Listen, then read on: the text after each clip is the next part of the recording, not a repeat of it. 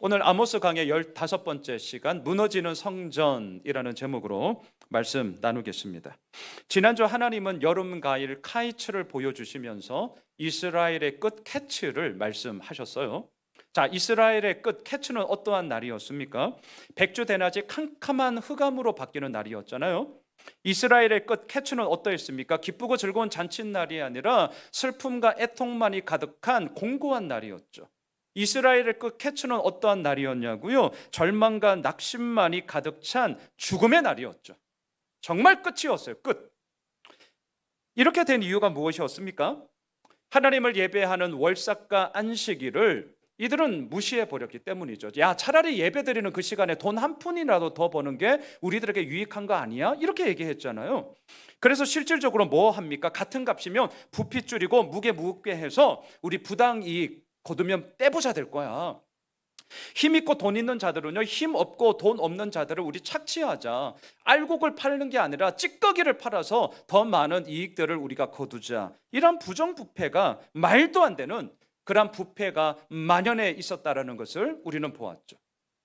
하지만 이것은 단지 눈에 보이는 가시적인 이유였고요. 또한 근본적인 이유가 하나 더 있었습니다. 그것은 하나님의 말씀을 더 이상 듣지 않는 기갈 때문이었다. 이게 지난주 우리가 나누었습니다. 여러분, 지난주 우리가 이 부분을 좀 나누면서 아이러니한 사실이 하나 있었어요. 이거 꼭 기억하셔야 됩니다. 그게 무엇입니까?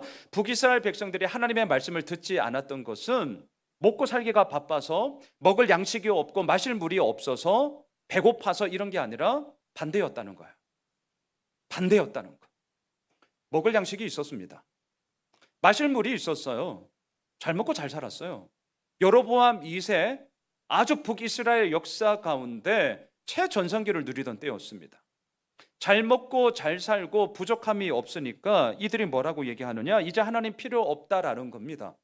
이제 하나님 필요 없다. 아예 하나님 말씀 듣지 않아도 우리가 이렇게 잘 먹고 잘 사는데 뭐가 부족해? 뭐가 아쉬워? 이거였다는 거예요. 자, 이게 지난주 우리가 보았던 아모스가 보았던 네 번째 한상, 여름 가일의 한상이었죠. 이런 가운데 이제 오늘 본문은 아모스가 보았던 마지막 다섯 번째 한상의 이야기가 흘러나오고 있습니다. 본문 1절을 보십시오. 1절 우리 같이 읽읍시다. 시작.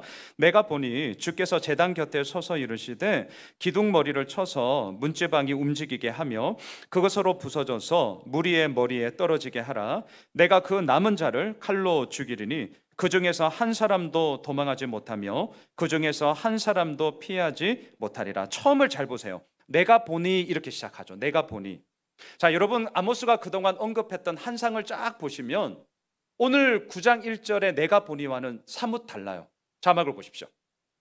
자, 첫 번째 한상에서 자막 두 번째 자막 첫 번째 한상에서요. 아모스 7장 1절 이렇게 시작합니다. 시작. 주 여호와께서 내게 보이신 것이 이러하니라. 그리고 두 번째 한상에서는 7장 4절에서 이렇게 얘기합니다. 같이 읽을까요? 주 여호와께서 또 내게 보이신 것이 이러하니라. 세 번째 한상도 이렇게 시작합니다. 7장 7절 또 내게 보이신 것이 이러하니라. 그리고 네 번째 한상에서도 8장 1절 주 여호와께서 내게 이와 같이 보이셨느니라. 자, 출발점을 잘 보세요. 주 여호와께서 내게 보이셨다. 이렇게 첫 번째, 두 번째, 세 번째, 네 번째 환상의 이야기가 시작됐거든요. 그런데 오늘 본문 9장 1절에서는 어떻게 합니까? 내가 보니 이렇게 시작하고 있다는 거죠. 자, 저는 오늘 말씀을 묵상하면서 첫 번째 고민이 바로 이것이었어요. 첫 번째 고민. 자, 이게 뭐냐? 왜 앞서서는 주 여호와께서 내게 보이셨다라고 얘기를 했는데 왜 마지막 환상 가운데서는 내가 보니 이렇게 시작을 할까? 왜 이렇게 시작을 할까? 분명히 한상은 아모스가 보고 싶다고 해서 보는 게 아니라 하나님께서 보여주셔야 보이는 거잖아요. 하늘은 하나님께서 열어주시는, 하늘이 열리는 것이지 우리의 힘으로 열어 제끼는 게 아니에요. 말씀은 임하는 거예요. 선지서를 계속 보십시오. 하나님의 말씀이 임하여 가라사대. 말씀은 임하는 거예요. 주도권이 하나님께 있다라는 것을 우리는 알고 있죠. 그리고 아모스도 그동안은 그 주도권이 하나님께 있다라는 것을 알고 있었고요. 물론 오늘 5번째 환상 가운데도 하나님께서 분명하게 보여주셨기 때문에 내가 보니 이렇게 얘기한다는 거 우리 알고 있어요. 그럼에도 불구하고 왜 다른 환상에서는 항상 주 여호와께서 내게 보이셨으니 라고 하나님의 주도권을 분명하게 얘기했었는데 왜 마지막 환상 가운데는 내가 보니 이렇게 시작을 할까? 저는 이게 고민이었어요.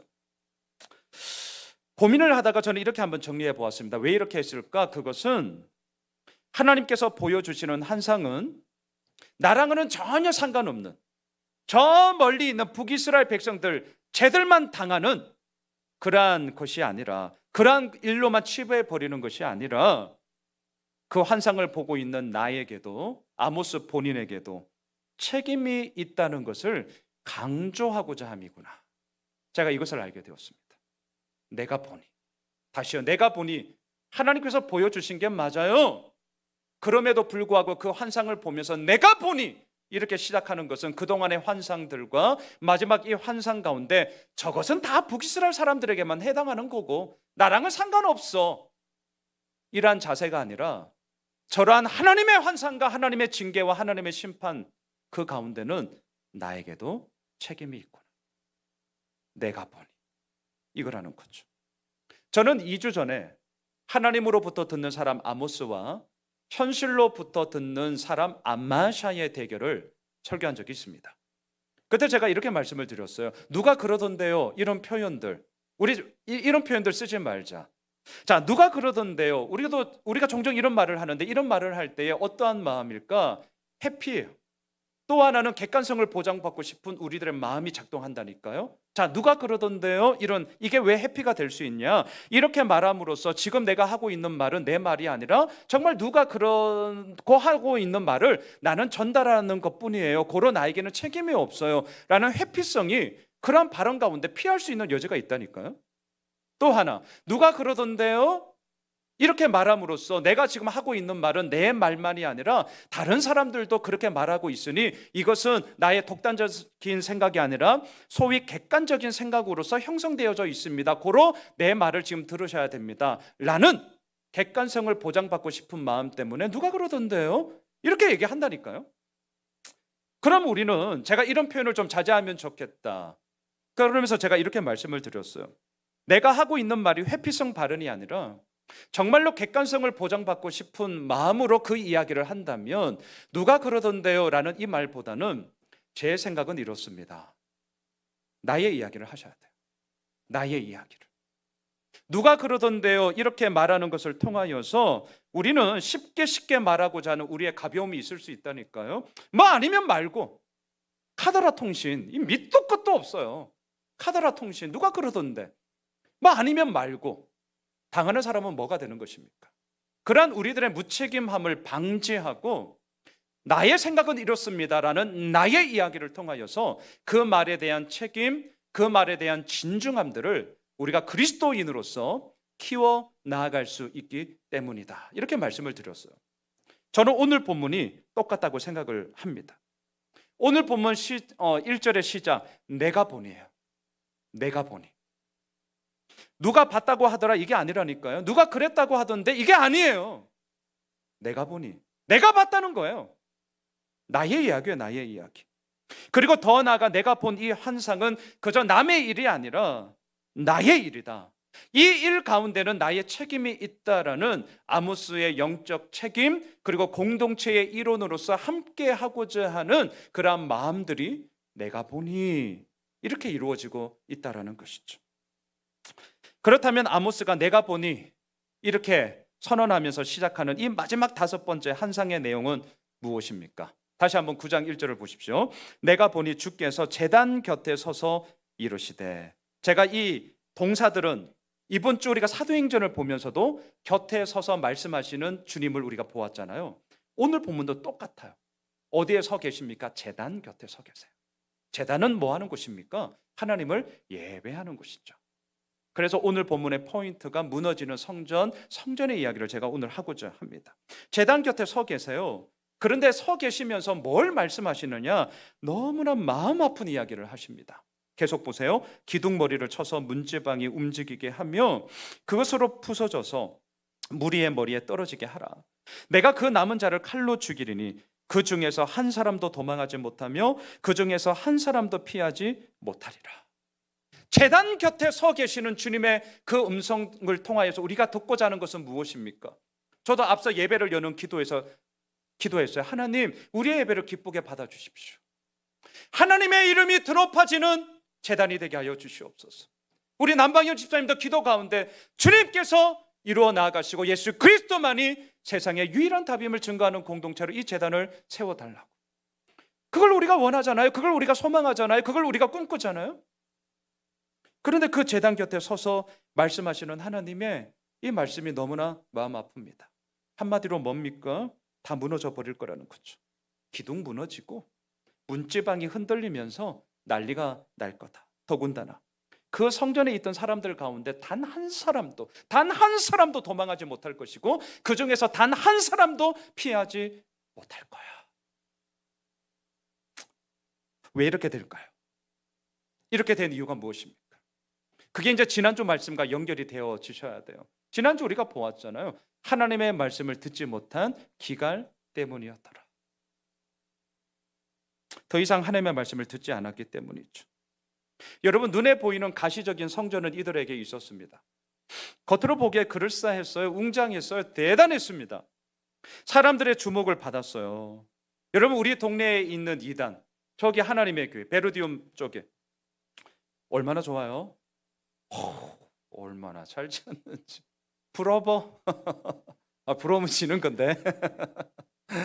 부러워요, 부러워.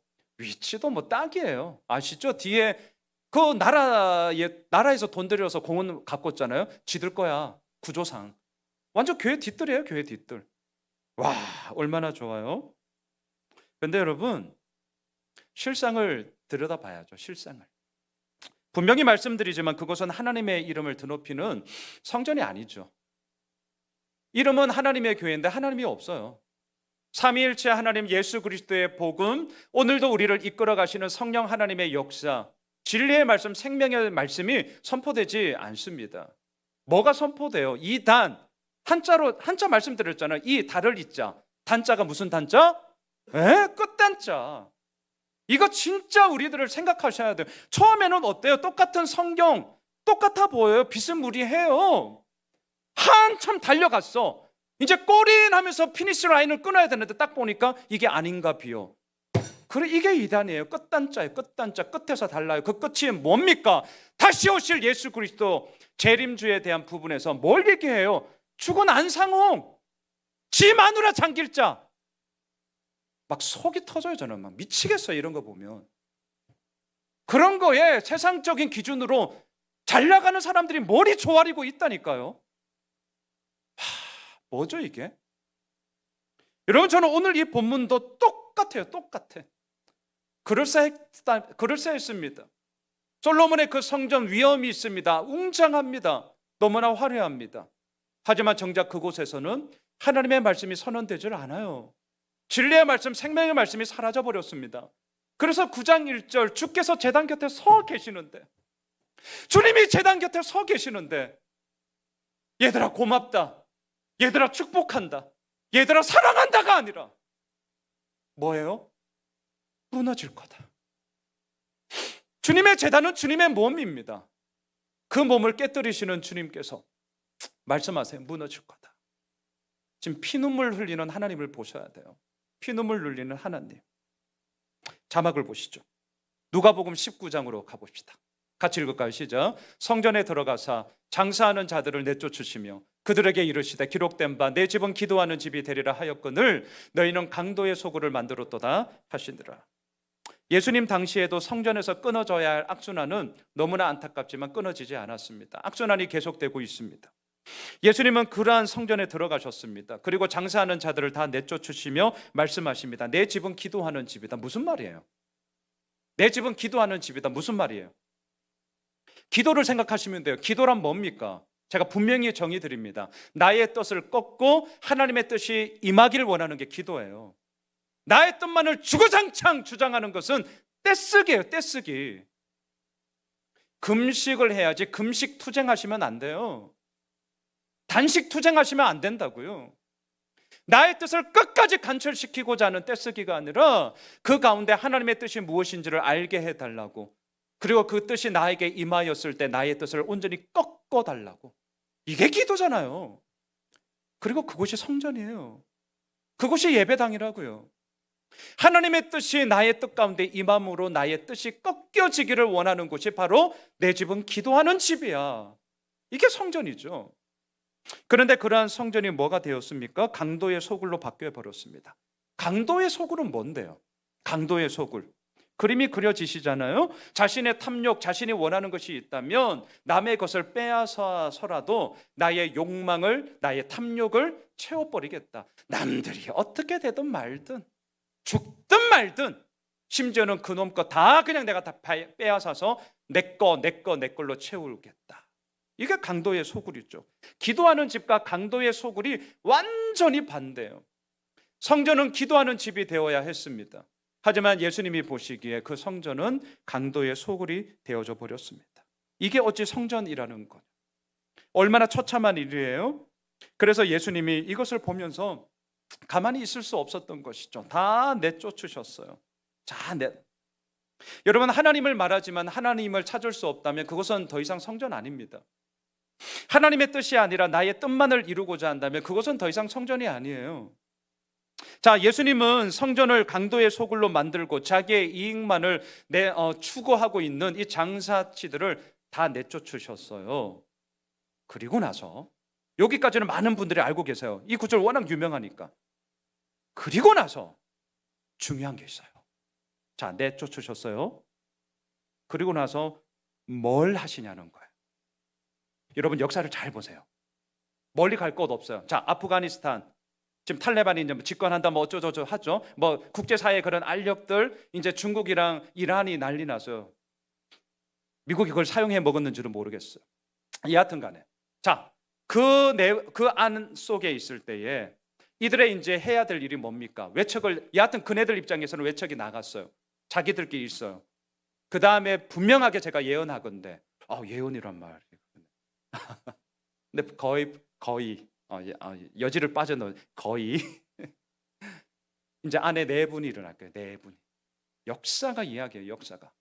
자, 잘 보십시오. 성전에서 내쫓으셨어요. 더러운 것을 치웠어요. 그럼 그 다음 뭘 해야 돼요? 가만히 내버려 두면 가만히 내버려 있는 대로 있습니까? 절대 그렇게 나이브한 생각, 아니라는 생각 가지시면 안 돼요. 깨끗하게 방 청소를 했어요. 가만히 내버려 두면 가만히 그 상태로 되냐고? 아니요. 어느샌가 먼지라는 친구가 와서 나 여기 있지, 이렇게 된다니까요. 우리의 삶도 똑같습니다. 자, 자막을 보십시오. 20장 1절. 이렇게 치웠어요.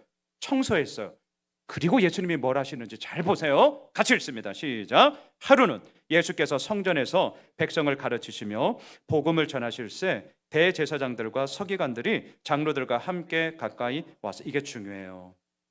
이게 중요해요. 잘못된 것을 내쫓았어요. 더러운 것을 치웠어요. 깨끗이 청소했어요. 그 다음에 뭘 해야 되냐? 그 깨끗이 청소한 그 공간 가운데 잘못된 것이 아니라 옳은 것, 바른 것으로 채워 넣으셔야 돼요. 그래서 저는 기독교를 이렇게 한번 표현하고 싶습니다. 굳이 불교와 비유교를 한다면, 불교는 계속해서 비워라 그래요. 비워라. 그리고 명상하죠. 명상은 내 안에서부터 출발해서 내 거를 자꾸 비워내는 작업이에요. 기독교는 묵상입니다. 그리고 기독교는 제대로 된 것을 채우는 거예요.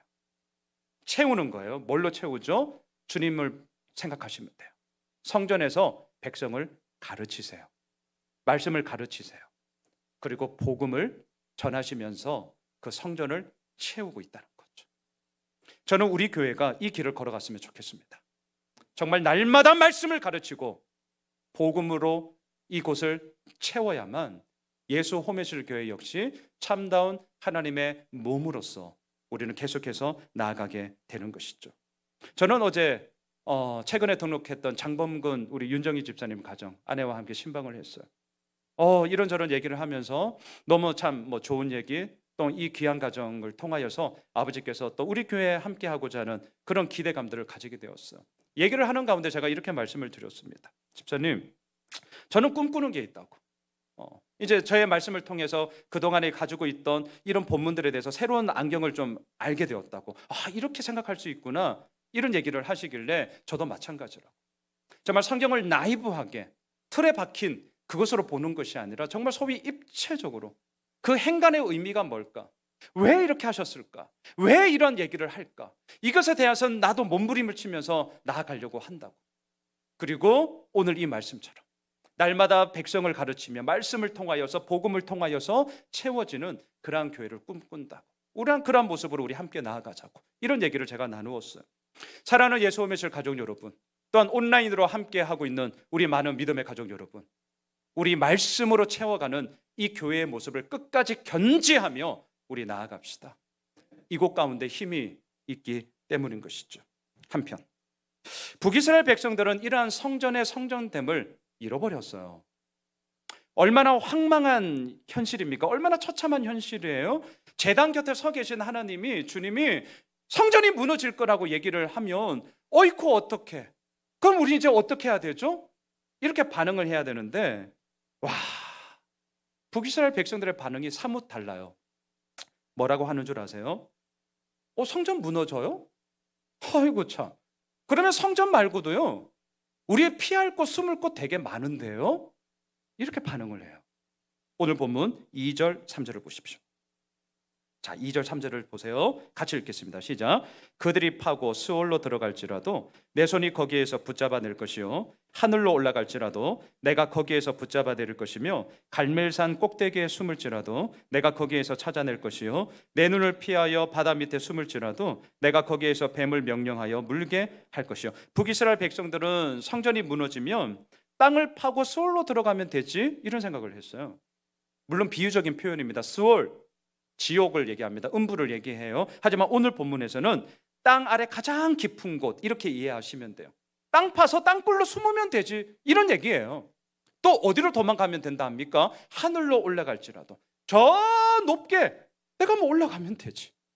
갈멜산 꼭대기, 북이스라엘의 지형 가운데 이 갈멜산이 너무나 비옥하고 또한 사시사철 지중해에서 움직이는 구름이 갈멜산에 딱 지형적으로 걸리기 때문에 비도 적당하게 내리는 곳이었어요. 비옥하고 토양 좋고 농사 잘 되기에 너무너무 좋은 땅이 갈멜산인데 그 갈멜산 꼭대기에 숨으면 되지, 성전 무너져도 상관없어. 또 뭐라고 합니까? 저 바다 밑에 숨어도 되지, 이런 얘기를 하고 있다는 거예요. 아니, 성전이 무너지는 준엄한 하나님의 심판과 이 징계가 있다는 이야기를 들어도 백성들은 내 힘으로 살면 되지, 성전 무너지면 어쩌라고. 지금 딱 이 반응이에요. 딱 이 반응. 그러니 아모스 선지자의 마음속에 얼마나 기가 차겠습니까? 얼마나 기가 차겠어요. 자기들 힘으로 피한다고 피해지는 것입니까? 숨는다고 숨어지는 것입니까? 이들은 하나님을 몰라도 너무 몰랐어요. 아니, 하나님을 알고는 있는 거예요. 진짜 도깨비 방망이로만 아는 걸까요? 나에게 그냥 복만 주면 된다, 나에게 돈만 주면 된다, 내 문제 해결만 해주면 된다. 그러고 나서 빠이빠이 또 덮어놔요. 막 살다 힘들어. 그럼 또 하나님, 북이스라엘 백성들의 수준이 딱 이 정도가 아닌가, 이런 생각을 하게 돼요. 아모스 선지자는 이들의 영적 형편을 보면서 정말 하나님을 몰라도 이렇게 모르는가? 이 마음으로요 너무 답답하고 안타까워서 이렇게 선포합니다. 자막을 보십시오. 5절 6절이에요.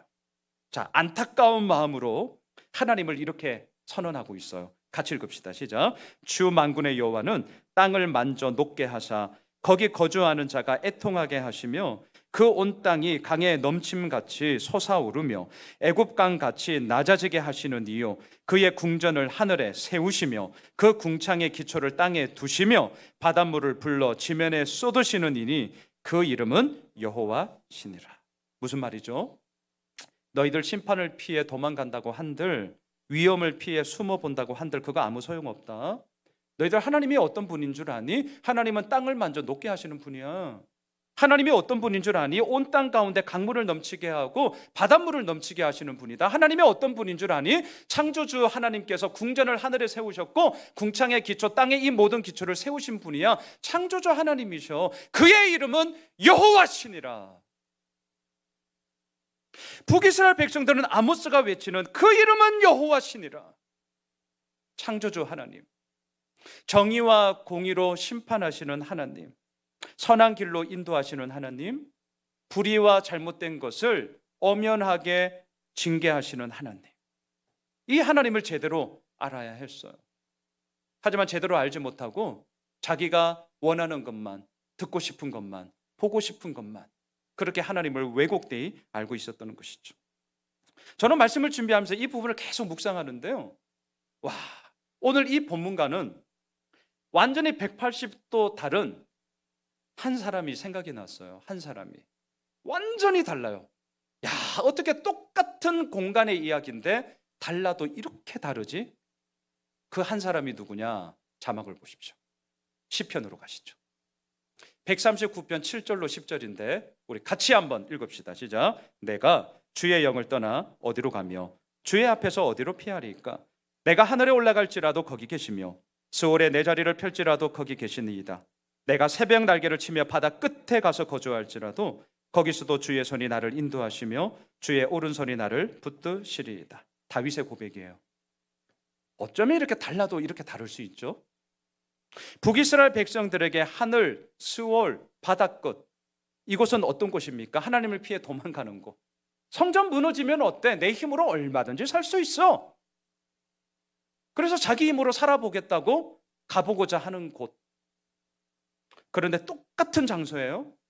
똑같은 장소입니다. 근데 다윗에게는 그 똑같은 장소가 북이스라엘 백성들과는 똑같은 의미가 절대 아니었습니다. 어떤 곳이었습니까? 하나님을 만나는 곳이었어요. 주의 손이 나를 인도하시며 주의 오른손이 나를 붙드시나이다. 하나님의 인도하심을 고백하며 하나님을 찬양케 되는 곳이 바로 그곳이었습니다. 여러분, 똑같은 시간이에요. 똑같은 공간이에요. 똑같은 교회예요. 똑같이 예수 믿어요. 다를 수 있어요. 정말 우리 경각심을 가져야 됩니다. 똑같이 하나님을 운운하지만 그 가운데 하나하나 살펴보면요, 때로는 누군가는 북이스라엘의 이 백성들의 모습처럼, 하지만 누군가에게는 이 다윗의 신실한 믿음의 고백처럼 똑같은 시간이 우리에게 주어졌습니다. 똑같은 대한민국을 살아가고 있습니다. 그리고 똑같은 하나님을 우리가 고백합니다. 하지만 과연 그러한 삶의 모든 모습 속에 정말 우리는 무엇을 고백하고 있냐라는 것이죠. 여전히 내 힘으로 살아갈 수 있다. 뭐 성전 무너지면 어때? 바다 끝에 가면 되지. 하늘로 가면 되지. 땅 파고 살면 되지. 아니요. 다윗의 고백이 우리의 고백이 되기를 원합니다. 어찌 우리가 피할 수 있겠습니까? 어찌 우리가 숨을 수 있겠습니까? 아니요. 오히려 거기에 이미 계신 하나님을 우리가 의지하며 나아간만이 우리의 삶의 진정한 힘이 되는 것이죠. 이제 하나님은 성전은 무너지더라도 피하면 되지, 뭐 도망가면 되지, 아주 심각한 착각에 빠진 이스라엘 백성들을 향하여서 냉엄한 심판을 선언하십니다. 자막을 보십시오. 오늘 본문 9절 10절입니다. 같이 읽을까요? 보라, 내가 명령하여 이스라엘 족속을 만국 중에서 체질하기를 채로 체질함 같이 하려니와 그 한 알갱이도 땅에 떨어지지 아니하리라. 내 백성 중에서 말하기를 화가 우리에게 미치지 아니하며 이르지 아니하리라 하는 모든 죄인은 칼에 죽으리라. 하나님의 심판은 한치의 오차도 없는 공의로운 심판입니다. 채질하기 아시죠? 저는 시골 출신이 아니어서 사실은 그냥 이렇게 영상으로 이런 거 봐서 제가 한 번도 본 적 없어요. 죄송하지만 아직 젊어서 그냥 영상으로 봤어요. 책으로 배웠어요. 책으로. 하지만 채질하기 압니다. 채질을 하죠. 알고 그 남죠. 쭉정이는 그 사이에 다 날아가 버리고 훅훅 날아가 버리죠. 하나님의 심판이 이러하다는 것이죠. 한 알갱이도 땅에 떨어지지 아니하리라. 하나님의 공의로운 심판입니다. 그렇습니다. 그런데 문제는 10절이에요. 문제는 10절. 이러한 하나님의 공의로운 심판이 있음을 알매도 불구하고 10절 잘 보세요. 내 백성 중에서 말합니다. 뭐라고 말하느냐? 화가 우리에게 미치지 않을 거야. 우리랑 상관없다. 누가요? 내 백성이, 하나님의 백성이. 답부터 말씀드릴게요. 지 생각이고, 이건 네 생각이고, 이건 네 생각이에요. 왜 이들이 이렇게 말을 할까요? 아마 스스로 생각했을 겁니다. 우리는 믿음의 조상 아브라함의 후손이다. 우리는 하나님의 택함 받은 선민 백성이야. 오케이, 이거 맞습니다. 맞는 말이에요. 하지만 이 맞는 말이 결국은 과장 그리고 확대 해석됨으로 말미암아 하나님의 심판을 면하게 되는 프리패스다. 우리는 화를 당하지 않을 거야. 아니에요. 하나님이 어떻게 언제 그런 얘기를 하셨나요? 면죄부가 결코 될 수 없습니다. 우리는 최종 결정권자가 아니죠. 우리는 최종 판단자가 아닙니다. 아무리 택함을 받은 민족이라 하여도 그것이 나의 잘못과 나의 악행을 아무것도 아닌 것인 양 프리패스 시켜주시는 면죄부는 될 수 없습니다. 오히려 하나님과 전혀 상관없는 불신앙 가운데 우리가 빠져 산다면 더욱더 큰 하나님의 책임, 하나님의 심판을 우리는 당하게 될 거예요. 그래서 10절 마지막을 보십시오. 하나님이 뭐라고 하시냐면 기가 차는 마음으로 이렇게 얘기하세요. 화가 우리에게 미치지 아니하며 이르지 아니하리라 하는 모든 죄인은 칼에 죽으리라. 말씀을 정리하겠습니다. 저는 종종 성경을 읽을 때, 큐티를 할 때 그날 본문이 어떤 본문이든 간에 처음과 끝을 의도적으로 이렇게 이어보는 그런 좀 재미나는 작업을 꽤 많이 합니다.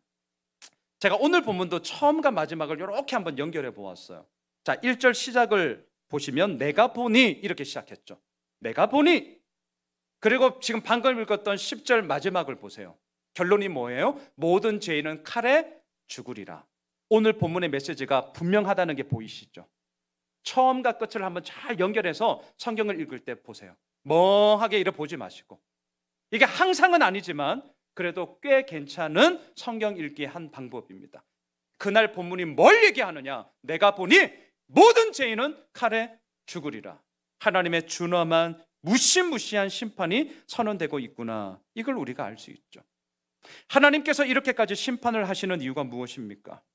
하나님의 이름을 드높이며 하나님의 하나님 되심을 선포해야 될 성전이 더 이상 하나님을 선포하지 않았기 때문이에요. 그래서 오늘 말씀의 제목이 무너지는 성전입니다. 자막을 보십시오. 누가복음 21장 5절 6절인데요. 우리 같이 한번 읽으실까요? 시작. 어떤 사람들이 성전을 가리켜 그 아름다운 돌과 헌물로 꾸민 것을 말하며 예수께서 이르시되 너희 보는 이것들이 날이 이르면 돌 하나도 돌 위에 남지 않고 다 무너뜨려지리라. 여러분, 아름다운 돌, 헌물로 꾸민 것이 이것 자체가 잘못되었기 때문에 무너지리라 이렇게 말씀하시는 거 아니에요. 이거 아닙니다. 아름다운 돌, 헌물로 꾸민 것, 이건 분명 하나님을 향한 성도들의 사랑이고 헌신이고 열정이었어요. 말만 하고 안 하는 것보다는 이거 100번 낫죠. 네, 아름다운 돌로 꾸밀 수 있죠. 헌물로 꾸민 것 꾸밀 수 있죠. 이것 자체가 잘못된 게 아니에요. 오해하시면 안 돼요. 그러면 왜 예수님은 다 무너질 거다 말씀하시죠? 아름답게 꾸며진 만큼 성전 안에서 이루어지는 그 모든 건 역시 하나님의 이름을 드높이는 아름다움이 되어야 할 터인데 그 하나님의 아름다움이 사라져 버렸기 때문이죠. 대제사장, 바리새인, 사두개인들은 성전을 근거로 해서 자신의 힘을 내세우는 기득권 유지로 사용해 버렸지 않았습니까? 장사하는 자들은 성전이 아니라 마켓이 되었죠. 마켓이 되었어요. 그래서 이윤의 이야기만 난무하는 곳이 되어져 버렸죠. 하나님과의 친밀한 사귐이 이루어지는 기도하는 집이 아니라 자신의 이윤 추구만을 구하는 강도의 소굴이 되어 버렸기 때문에 어찌 이것을 아름답다라고 말할 수 있냐라는 것이죠. 저는 오늘 이 본문을 통하여서 우리 모든 믿음의 가족들에게 이렇게 말씀드리고 싶습니다. 사랑하는 예수 호미실 가족 여러분들이요, 우리는 지난주로 만 4년의 사역을 마무리했습니다. 그리고 실은 저의 마음에는 이미 새로운 한 해가 시작되었어요. 저의 5년차 사역, 우리 교회 5년차 사역이 오늘로부터 시작됩니다. 부족한 부분을 메꾸고 온전히 세워나가고자 헌신할 분들을 계속해서 제가 컬링할 것입니다. 함께 해주십시오. 목사 혼자 할 수도 없고 해서도 안 된다는 것 다 아실 것입니다. 그런데 죄송하지만 그동안의 우리들의 모습을 볼 때는 다른 사람들 많은데 뭐 이거 우리들에게 있었습니다. 예배팀도 세워야 되고 우리 찬양팀도 다 10월부터는 1부, 2부 아마 우리 리더분들께서 컬링도 하시고 아마 하실 겁니다. 교육팀은 더 말할 거 없습니다. 교사가 없어요. 개척교회 목사로서 가장 마음 아픈 이야기가 뭔 줄 아세요? 목사님 말씀은 참 좋고 한데요. 우리 아이들을 좀 케어할 수 있는 교육부서가 조금은 아쉬워요. 그 말을 듣는 개척 목사의 마음은요, 찢어집니다.